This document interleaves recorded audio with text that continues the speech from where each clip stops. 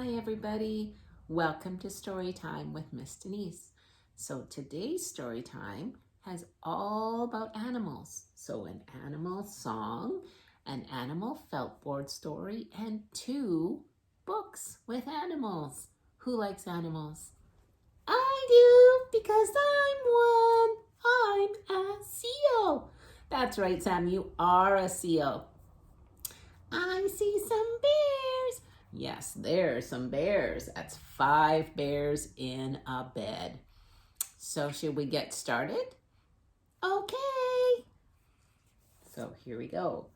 There were 5 in the bed, and the little one said, roll over, roll over. So they all rolled over, and one fell out. Oh, here he goes. Oh. There was 4 in the bed, and the little one said, roll over, roll over. So they all rolled over, and one fell out. Oops.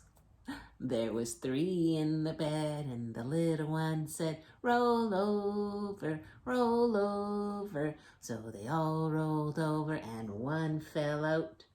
Oh, there he goes. There was 2 in the bed, and the little one said, roll over, roll over. So they all rolled over, and one fell out. Oops.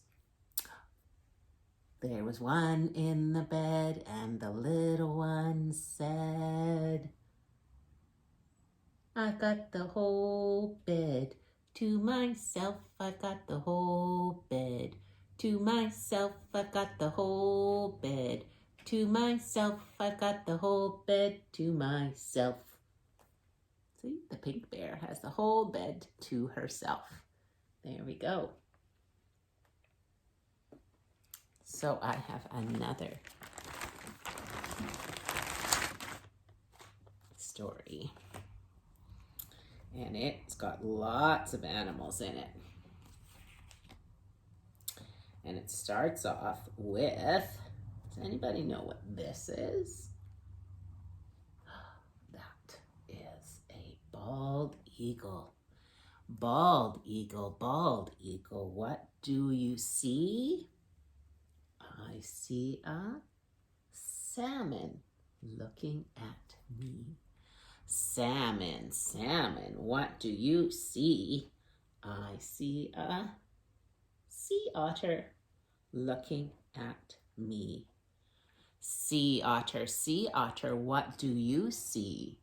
I see a seal looking at me. Seal, what do you see? I see an orca looking at me. Orca, what do you see? I see a raven looking at me. Raven, what do you see? I see a bison looking at me. And bison, what do you see? I see a moose looking at me. Look at all those animals, aren't they gorgeous? And animals, what do you see? We see children looking at us. That's right, Sam. Everyone's looking at all of the animals. There we go.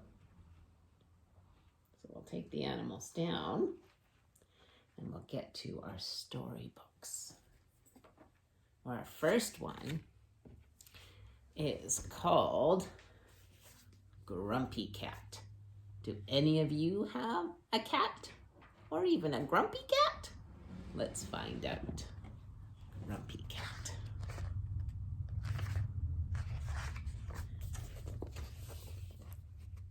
Once there was a cat who lived all alone. He ate on his own, he slept on his own, he spent every day alone. He would sit between the cans and look very, very grumpy. At night, other cats in the neighborhood would meet and play together. Cat wanted to join in, but he just didn't know how. The other cats didn't ask him because they thought he was a grumpy cat, but really, he was a lonely cat. One night, everything changed. There was a terrible thunderstorm that crashed and shook the ground. Cat looked for shelter from the storm, but there wasn't any. Poor Cat got wetter, colder, soggier, and even grumpier than before. Then suddenly, out of nowhere, there came a meow. Cat looked down, and there between his paws was a little orange kitten. Kitten was as wet and as cold and as soggy as Cat. Meow, said Kitten. Cat didn't know what to do. The rain stopped, and Kitten mewed again. Meow. She thought she had found a friend, but Cat just glared at Kitten and walked away. Kitten followed Cat. She rolled on her back and showed her belly. She wriggled her tail under Cat's nose, and she tried to catch Cat's tail. She just wanted to be friendly, but Cat still looked grumpy. Cat tried his best to lose Kitten by balancing on a high picket fence, but Kitten was right behind him. Cat thought he'd finally lost Kitten by climbing a tall tree. Then Cat heard a meow. Meow. Slowly and grumpily, Cat turned around, and there at the foot of the tree was Kitten. Kitten followed Cat up the tree. She tried to reach him by balancing on the thinnest of branches. Then Kitten slipped, and as quick as a flash, Cat leaped over and took Kitten gently by the scruff of her neck and carried her down the tree to safety. Once they were on the ground, Cat licked Kitten to make sure she felt safe. Kitten meowed, meow, and she was happy and hungry. Cat dashed off and soon returned with a surprise, a great big fresh fish as big as Kitten. Cat and Kitten ate until their bellies were full. Cat and Kitten cuddled up for a snooze, and they had each found a friend. And Cat was never grumpy again. Well, almost never. Grumpy Cat. So Grumpy Cat found a friend after all, didn't he? Well, I have another book, and it's about two animal friends, Giraffe and Bird.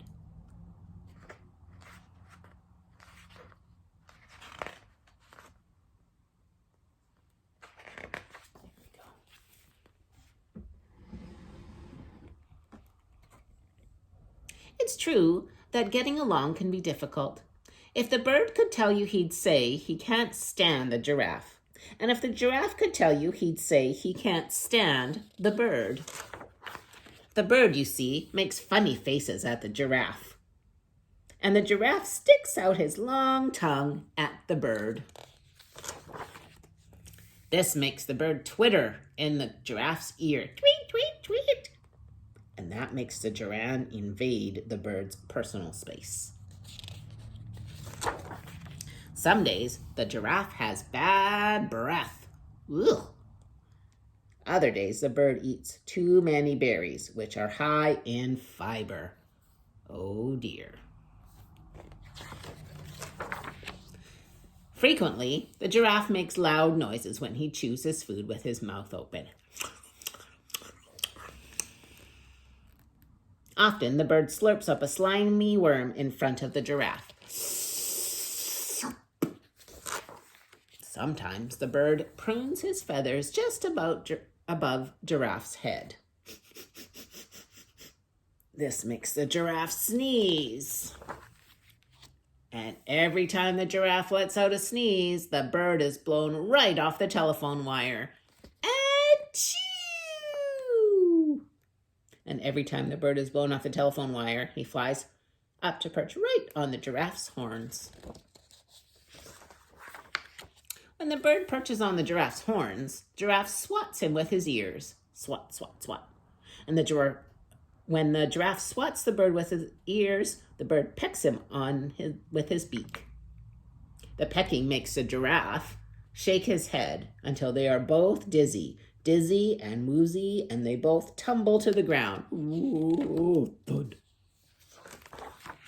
One day, the giraffe loses his patience and shouts at the bird, "Scram, bird!"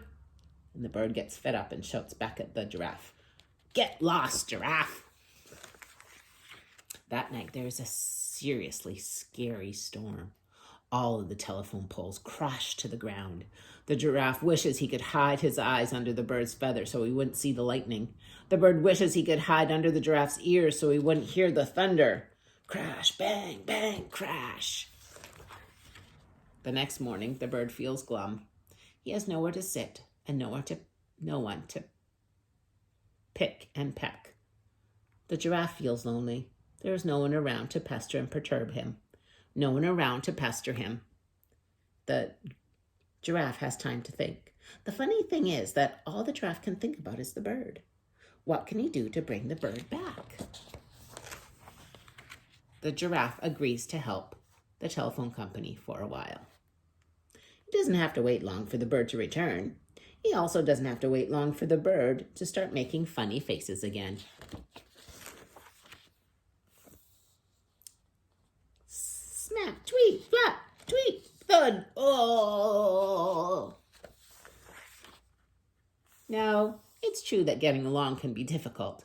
And if you ask these two, Giraffe might say that he can't abide the bird. And the bird might say still that he can't stand the giraffe. But we know better. Giraffe and Bird. So those are friends that sometimes get along and sometimes not. Sam, did you like those? Oh, I sure did like those stories about animals and feelings and friends. Yes, those were really good stories, weren't they? Yes, they were. Well, I hope you enjoyed it, and we'll see you again soon. Bye-bye.